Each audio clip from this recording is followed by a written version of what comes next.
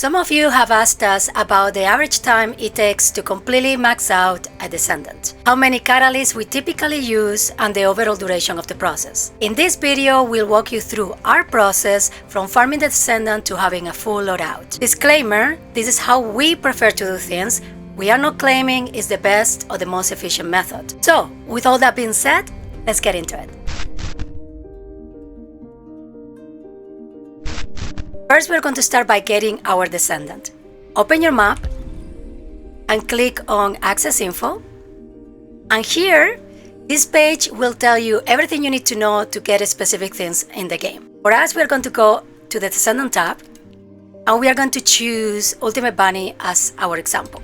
So for the Descendant, we did a video on this. If you're new and don't know how to, it should be linked somewhere, but you need to get 4 blueprints basically, and you can see the 4 blueprints on the left side up and down, but you need these 3 materials to go with it to craft it. So if you hit F, if you're on mouse and keyboard, I don't know what it is on controller, it'll tell you where you can farm those materials. But then in the bottom right corner, it shows you the blueprint. Again, you hit F on that, it tells you where to go. Now, if you're new to the game, maybe it's easier for you to go to Outposts and get the amorphous pattern and then go open it through the reactor.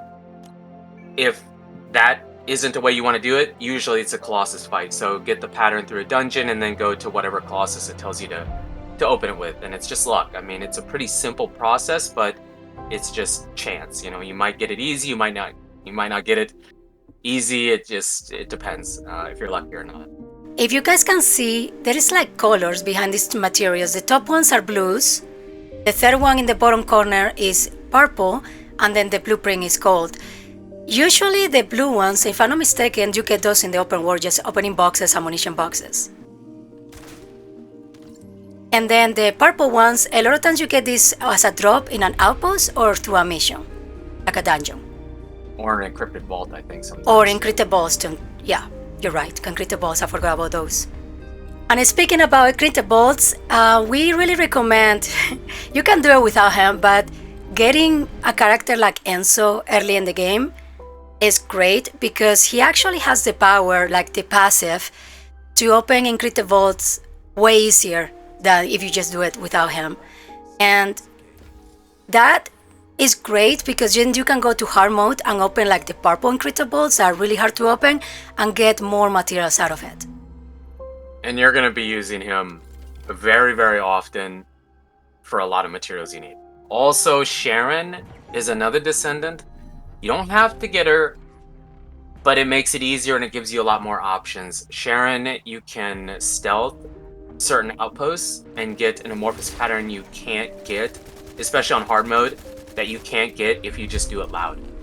Or if you're on normal mode, you can get like 2. You have the chance of getting 2 of them. So definitely would recommend going for both Enzo and Sharon, like before you try to really farm for one of the Descendants that you really want. Also, if you're playing solo, you're not playing with people and you want to try to farm these focus outposts with Sharon, it's really important that you invest a tiny bit on this character so your stealth duration is longer. But one thing we had to do at the beginning that we don't have to do anymore because we play as a duo, there is this like surveillance towers in each map where the focus outpost is. And if you don't think you have enough time to go in and deal with the things you have to deal with in stealth, you can always go to those towers, deactivate them, and that will increase the time for you to deal with those when you're in the outpost. So I know that might have got a little bit confusing because we were talking about Sharon and Enzo, but we're saying we're going for Bunny. You don't have to get Sharon or Enzo. You don't have to. You can grind for Bunny. I think you can grind for Bunny without having to use either of these 2 Descendants, especially Sharon. But I just wanted to show you that with Sharon, what we were talking about, she makes it easier or gives you more options. Not necessarily easier, but more options. And you can see that there's nothing, you don't have all these materials on the right side of the blueprint because each drop is just in the mission. So if you hit F or click on it, whatever you're on controller, mouse and keyboard, it just tells you, for example, on the first one, just to go to Echo Swamp, normal, and do the seed vault. And once you complete the mission, you either get lucky and get it, or you don't. And you just run that mission until you get the parts, and each part will be a different mission. The same thing would go for Enzo, but Enzo, I believe, yeah, he's a little bit different.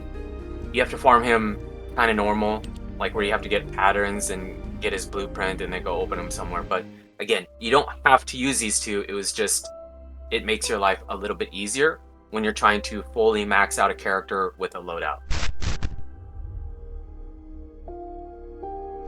And now that we have the Descendant we want and how to get it, it's time to check out the weapon. We are still in Access Info, we click on Weapon, and the one we are going to choose is the Endura Legacy. Let me see where it is at, here. And here is pretty much the same than going for a Descendant, with the only big difference that you need to go for the blueprint 5 times. When you craft the weapon once, you craft it, but then you need to craft it 4 more times to fully max out the unique ability.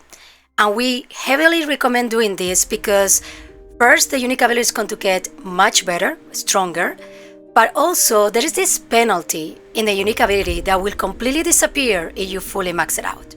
So like you said, going for the gun is very similar to going for a Descendant where you have to get the blueprints, and you can see there's parts or materials up here, basic materials in blue, and then a third material in purple. It's an encrypted vault or doing an outpost or going through a mission for a drop or whatever, and then the actual blueprint. If you click on it, it'll tell you where you get these materials or the blueprint. Now, just for an example, because we did talk about Sharon and how going for her was a little bit different, there are certain weapons that you don't go for the same way. An example is the Thunder Cage, the Fallen Hope, but for here we're going to use the Thunder Cage. As you can see, there's nothing on the right side. It's just the blueprint, because if you click on it, it tells you where you can get it. For example, the first one is Sterile Land, Normal, the External Reactor. So these parts are more similar to running through a dungeon with Sharon, where you don't have to get a bunch of other things. You just have to do specific like side missions or whatever, and you just do them over and over and over again until you get the drop. It'll be a reward once you've completed the mission. So we were talking about enhancing the weapon 5 times, the unique ability 5 times. Down there is a crafter, and this here is a workbench that you can use to enhance the unique ability. The only thing you have to do is click the weapon you want to enhance, and here on the left side will show if you have more than one crafted, so you can like fusion it together. This here is how many times you have done it. I only have done it once with this one. And again, it will show here on the right side how the unique ability is getting better, and also the penalty is going down to the point that will completely disappear. Now there's 2 other things you're going to want to do with this weapon. When you craft it, it's going to be like level 1 and it's going to have great perks on it. The first thing you want to do is take that weapon and go into weapon level transmission. You're going to select the gun that you want to increase the level of. And then you're going to take one of your regular weapons that you don't care about. That's level 100. Now, I mean, you could do it with a lower level weapon, but I mean, I would just do it with 100 if you can, if you're on hard mode. Take that level 100 weapon you don't care about and infuse it into the level 1 gold ultimate weapon that you're trying to increase the level of. Now, the second part would be to change the perks and get better perks on this weapon. You're going to want to go to weapon readjustment, select which weapon you want, and then you have the 4 perks here. Now, they're going to be gray at the beginning, especially if you infused it, and you can see what you can readjust it to. You can see the min-max of the percentages and whatnot. You're just going to want to readjust until you get the perks you want and the DPS you want. Now, if you get something really good, you can lock it. You can click it and lock it, but it's going to cost you more readjustment materials every time. If you lock 3, it's going to take you 20 every time. So just be aware that you want to have a lot of these readjustment materials, because you're constantly going to be trying to get the best roll on each weapon. Okay, now that we have our Descendant and the weapon, assuming they are both level 1, here is where we're going to go next. In this operational terminal, what we like to do, if it's just a character, we don't have to worry about the weapon, is we like to go to the Sterile Kuiper mining event, and basically, assuming you don't have any boosters or anything in your gear that will help you to get more experience for your character, it's gonna take you almost 3 full runs to level up a character to level 40. Now, with the Sterile Land, any public event or in missions or whatever, there is a distance where you don't get the experience unless they've changed it by the time this video gets out. It's 150 meters. And you might say, well, how far is 150 meters? There are certain weapons, sniper rifles, stuff like that, that have a scope. So you can kind of gauge in the game what 150 meters is. But basically in Sterile Lands, if you're in the bottom one you have to do, and then the far one opposite of that, you wouldn't be getting the experience from that far one. So a safe bet, if you have a bunch of Freynas or some players that can go through it really quickly and aren't really paying attention to the experience or don't know about it, if you just kind of are in the middle, you should be collecting all the experience. But just be aware, if you're not getting everything you feel like you should be getting, it's probably because you were too far away. Also, we like doing this event in Sterile Land because in between waves, when you get the reward, you get that bonus experience for the character. So we talked about Sterile Land being how we like to level up characters. The Fortress, and this is just recently because it used to be a lot more difficult. Weapons take longer to level up. They just do. They take longer. But they just redid the Defend Albion Resources missions, and this is also in the public events, same as it was with Sterile Land. They redid them to where they're really, really fast. They take like 6-7 minutes now. And in between, you get weapon proficiency experience boosts instead of character boosts. So if you're just trying to do the weapon, highly recommend coming to the Fortress, because in Kingston it takes us a little over 2 full runs to max out a weapon. In the Fortress it just takes 2. It takes 2 full runs and you're done. Now if you're trying to do both your weapon and your character, I would highly recommend just coming to the Fortress. So you're getting both, because I think it's still more annoying to level up the weapon than it is the character. So if you're trying to do both your weapon and your character, I would probably just go to the Fortress. Plus it's faster. Now we assumed that you have leveled up both your character and your weapon to level 40. So now what? Now you're gonna be using these 2 things, but mostly the catalyst. Starting with the energy activators, you're going to use 1 for the character and 1 for the weapon. And for the crystallization catalyst, you're gonna be using 10 for the weapon and around 10 to 11 for the Descendant, depending on your build. Now for the energy activator and the crystallization catalyst, the game does give you some for free. You get like 2, maybe 3 energy activators for free, and then you get a handful of crystallization catalysts. And if you do your weekly challenges, that they just added, you can at least sometimes get a crystallization catalyst as well. So you do get some for free. But if you want to farm them, go to Access Info, same as where we always are. Go to Enhancement Material, and then the first 2, you see them right here: Crystallization Catalyst and Energy Activator. Click on the Crystallization Catalyst, and you can see the materials you need. You need 4 materials, and then you need the blueprint. And if you click on each one, it tells you where you can get them. The same would go for the Energy Activator. Click on it, you have 4 materials you have to get, and the blueprint.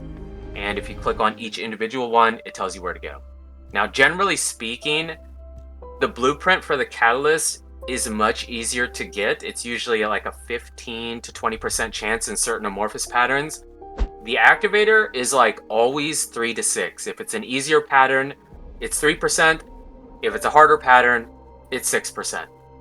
Now, one thing I want to mention with trying to get the energy activator specifically is you do get these things here, these shape stabilizers that you can use on very specific amorphous patterns, and it can increase your chances. So I don't know exactly what it goes to, if it's 3% or 6%, but you can increase that chance and lower the chance of the easier things. So you could also use this when you're trying to farm for the parts, the blueprints for your Descendant, your ultimate weapon.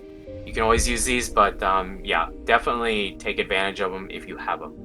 You have to farm for all these materials, but the ones that we had to farm the most, the mixed energy residue and the advanced neural circuit. The first one, you get it from Encrypted Vaults. Again, it will be a great idea if you have Enso in the Agna Desert.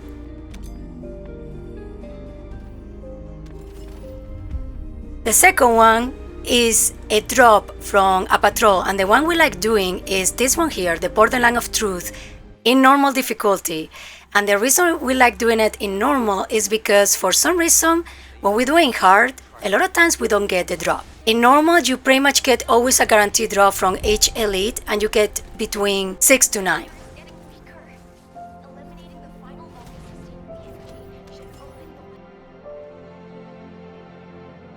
For the energy activator, we have a lot of the first material because it drops in a focus outpost and we have a lot from that. But for some reason, these 3 materials are always annoying to get for us, like we didn't never have enough. The first one, again, Encrypted Vault, this time in Vespers.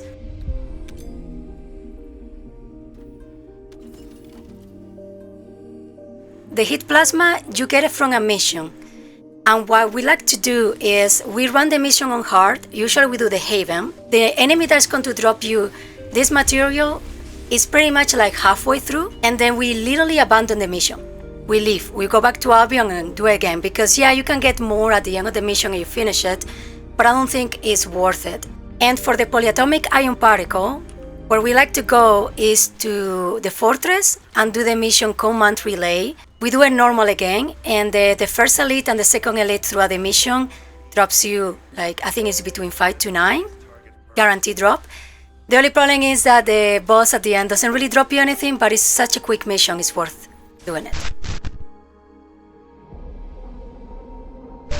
So for the Descendant and the weapon, we know where to get the energy activators and the crystallization catalyst, and we assume that you've leveled your character and your weapon to max level 40. Now it's time to start building them and re-leveling them again.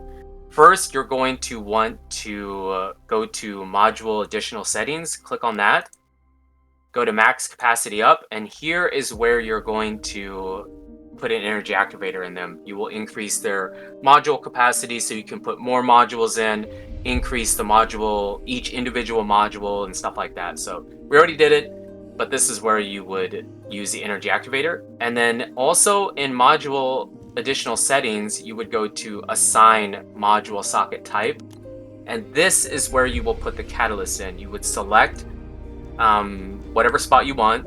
In this case, you're going to end up doing for sure 10, maybe 11 with the submodule. You select a spot, and then you can choose on the bottom what lettering you want to use depending on what module you want to use. And then you just choose, for example, choose a C, and then you would do apply socket, and that's going to use one of your crystallization catalysts there. Now when you do this, it's going to reset your character level to 1, and you're going to have to level them up again. So every single time you put a catalyst in your character or your weapon, it's going to reset it back to 1, and you're going to have to go level it up again. I know it's super redundant, but that's just how they do it. There's ways of doing it fast, we already went over it, but yeah, kind of annoying, but you're going to have to do it until you have every single spot here catalyzed the way you want. Don't worry if you put a letter that you were not happy with, or if you change your build, because you can recatalyze that spot. And the cool thing about it is that it's not going to really take away the letter you have previously there, but it's going to add another letter. So if you use a module that have an M, but then you decide that you want to use another one that have a C, you can recatalyze that spot and use either or the M or the C for future builds. So it's not totally a waste, but it's, again, you have to fully level up the character every time you do so. Don't forget that if you don't have enough space, capacity space, you can in fact put a catalyst in the sub module, and that will give you 5 extra. For the weapons, it's literally the same process. Click here and you can add an energy activator max capacity up and also assign catalyst. And again, every time you do, you need to level up the weapon back to 40. Assuming that you just added a catalyst to your character and your weapon, you need to go back here to the public event and repeat what we said earlier. Go back to the fortress or back to Straland until you get all the catalysts you need in your weapon and your character, and your build is finished. So you're leveling up your character and your weapon, and you're putting catalysts of the build you're trying to make. But as you're doing that, you need to know what models you want to use in the build you're trying to do. So we are back in Access Info, and we have a module tab here we can check. Here you can actually check which modules you already have, the ones you're missing, and where to get them. This is pretty much the same that when we were checking out the Descendants and the weapon. You just press whatever button is for you to check where to get it, the acquisition info. And here you can see all the ways you can get this specific module. And this is necessary to do because if you know what modules you want to use in your build, you can check the letter and you can use the catalyst corresponding to that letter. Now, there's a couple modules. Most of them can be obtained through just doing patrols or fighting Colossus or whatever. There were a few. Shot Focus, if you play the game a lot, everybody knows what Shot Focus is. That one, that specific module was, you could only get that one by combining modules, which was down in the bottom. Combining modules, you probably see it on screen. Combining modules was the only way to get it. It was really difficult. It's just a chance. And it was kind of a pain. After the last update, they changed it. I'm assuming there's still probably some that you have to combine just as a chance. But I think Shot Focus, as an example, has been added into the game to where you can just get it farming it through, you know, Colossus, missions, whatever. One of the last things we're going to talk about is reactors and external components.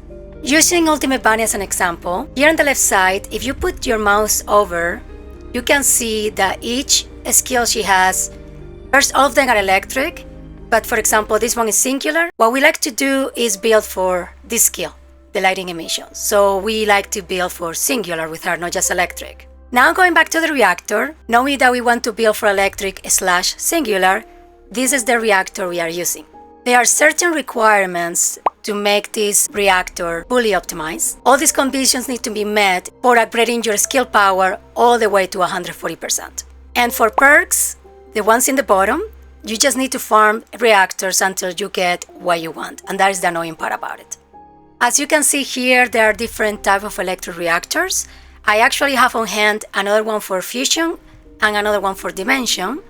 But dimension will be weird to do anything with it because these characters have dimension skills, so it will be completely useless. But if you want to try to build for fusion instead of singular like we have, this will be a different option for you. Now, there's also gold reactors. Those used to be so annoying in the game. They still can be kind of annoying, but they did a patch that makes them much more useful. So we're back at the workbench.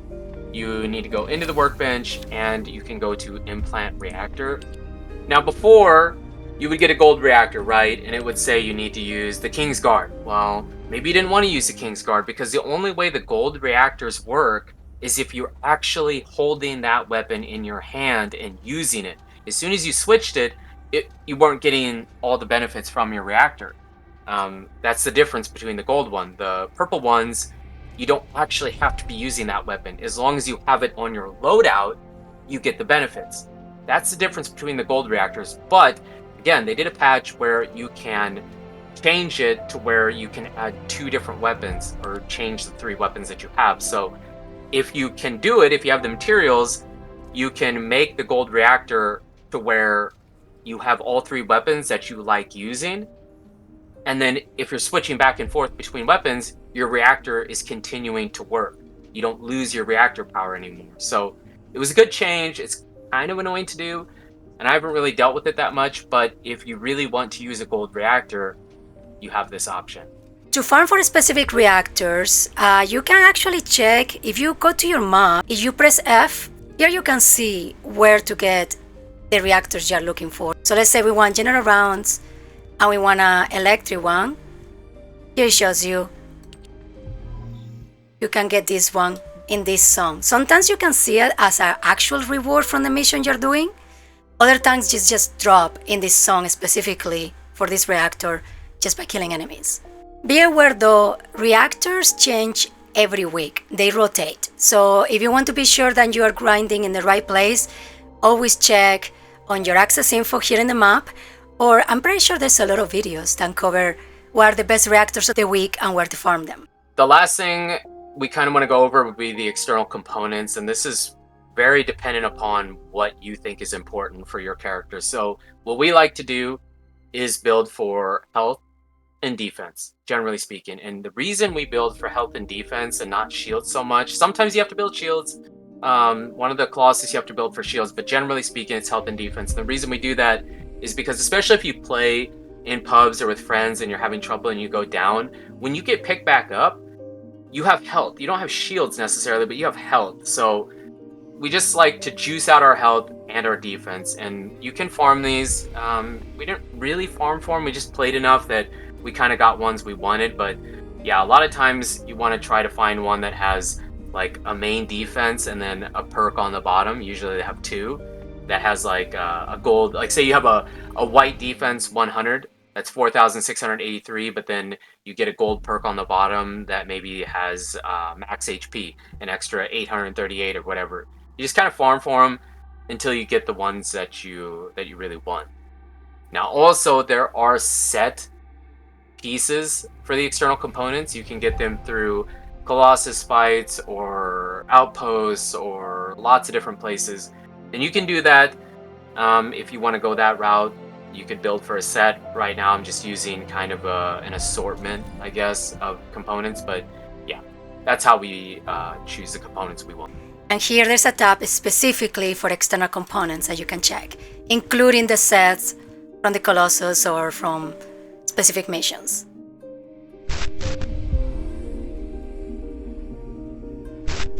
And the last thing we wanted to talk about is money, gold. Believe it or not, gold is something that you need a lot in this game. You use it for upgrading modules, and that gets really expensive, or just crafting specific materials to upgrade your weapons.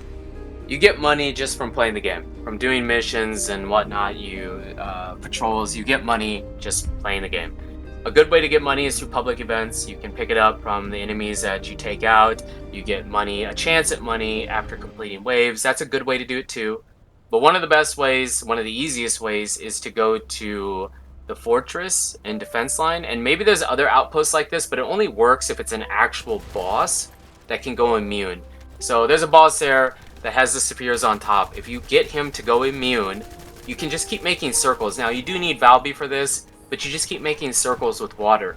And every time you take out those enemies, they have a chance to drop gold. And in a few minutes, you can make 250,000 at least. So it's probably, you do fail the mission and you just keep doing it over and over and over and over and over and over and over and over again.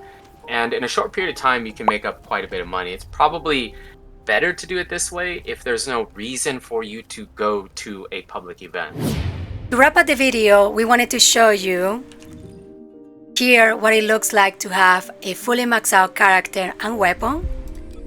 First we start with the Descendant. This is our build, you don't have to copy if you don't want to. And here's the weapon of choice, the Enduro Legacy. If you are fresh out of the story, we heavily recommend you to not use the catalysts or the any activators you go throughout the story, because we think it's really important that you try to choose a character and a weapon that is going to fit your playstyle, whether it's a Descendant for mobbing or for bossing or for dungeon running, and stick to it and fully max it out. When you first open up the game, you have a choice between like Lepic, Viesa, and Ajax, and those are all really good Descendants, but they all have an ultimate version.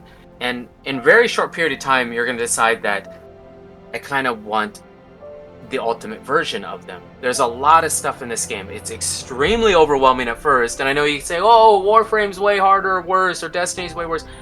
If you don't play these games a lot, it can be overwhelming. There's a ton of stuff, and you don't really know where to start. This is how we think you should start. Try to find a Descendant, like you said, to do what you want, to mob or to boss fight, and then use your energy activator and your catalyst. You decided to use one on regular Bunny, which was not a waste by any means, but you wished you had it later. I chose not to. I used Ajax in the beginning and played with him into hard mode for a while. I didn't really do much. I maybe wasted a catalyst, but those aren't as bad.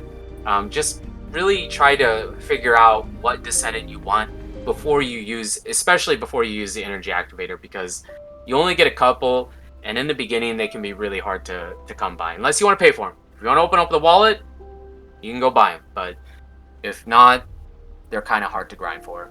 So that was everything for today's video, guys. Let us know down in the comments if you are going to follow these steps, or if you're already endgame, so you don't really need it, and what you're looking for into the game, like what you're trying to grind or not, how it went for you.